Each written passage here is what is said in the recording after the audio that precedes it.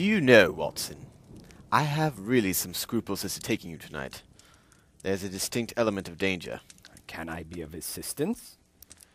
Your presence might be invaluable. Then I shall certainly come. It is very kind of you. You speak of danger. You have evidently seen more in these rooms than was visible to me. No, but I fancy that I may have deduced a little more. I imagine that you saw all that I did. I saw nothing remarkable save the bell rope, and what purpose that could answer, I confess, is more than I could imagine. You saw the ventilator, too? Yes, but I do not think that it is such a very unusual thing to have a small opening between two rooms. It was so small that a rat could hardly pass through. I knew that we should find the ventilator before we even came to Stokemoran. My dear Holmes! Oh, yes, I did. You remember in a statement she said that her sister could smell Dr. Rollett's cigar. Now, of course, that suggested at once that there must be a communication between the two rooms. It could only be a small one, or it would have been remarked upon at the coroner's inquiry. I deduced a ventilator. But what harm can there be in that? Well, there's at least a curious coincidence of dates. There's Miss Stoner's signal. Come, Watson, are you ready? As ever, Holmes.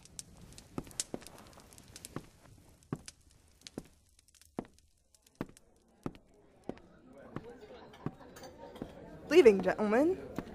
Yes, we're going to visit a friend. We may stay the night there.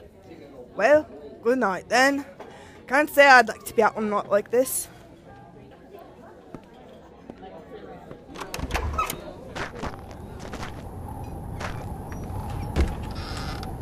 What did you suspect about the room? A ventilator is made, a cord is hung, and a lady who sleeps in bed dies. Doesn't that strike you? I cannot as yet see any connection. Did you observe anything very peculiar about that bed? No. It was clamped to the floor. Did you ever see a bed fastened like that before? I cannot say that I have. The lady could not move her bed. It must always be in the same relative position to the ventilator and to the rope. Or so we may call it, since it is clearly never meant for a bell pull. Holmes, I seem to see dimly what you are hinting at, but only just in time to prevent some subtle and horrible crime. Subtle enough and horrible enough. When a doctor goes wrong, he is the first of criminals. He has nerve and he has knowledge. Palmer and Pritchard were among the heads of their profession. This man strikes even deeper. But I think, Watson, that we should be able to strike deeper still. Quietly now. We've entered the grounds.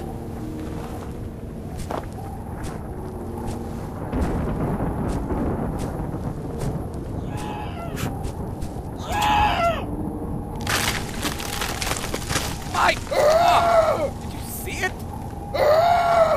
Nice household. That is the baboon.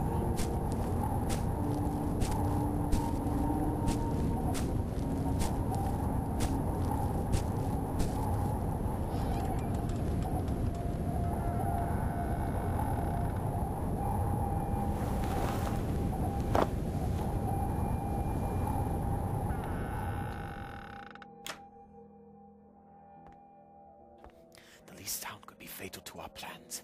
We must sit without light. He would see it through the ventilator. Do not go to sleep. Your very life may depend upon it. Have your pistol ready in case we should need it. I think I will sit on the side of the bed. You sit in that chair.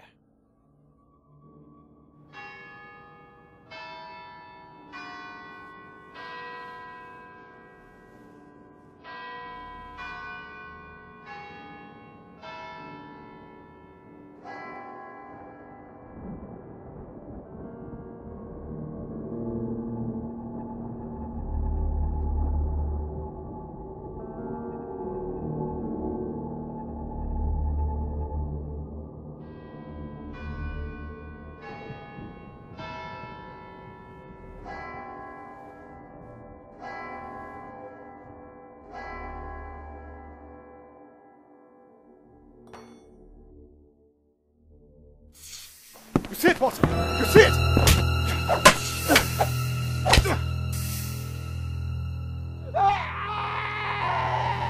What can it mean? It means that this is all over.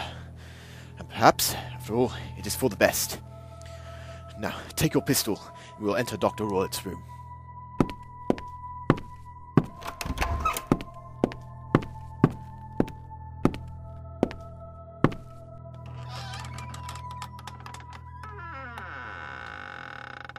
There's Dr. Rollett, dead as I supposed.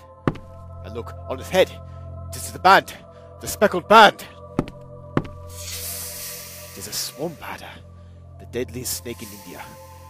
He has died within 10 seconds of being bitten. Violence does, in truth, recoil upon the violent. Here, help me thrust this creature back into its den. And then we can remove Miss Stoner to some place of shelter and let the county police know what has happened.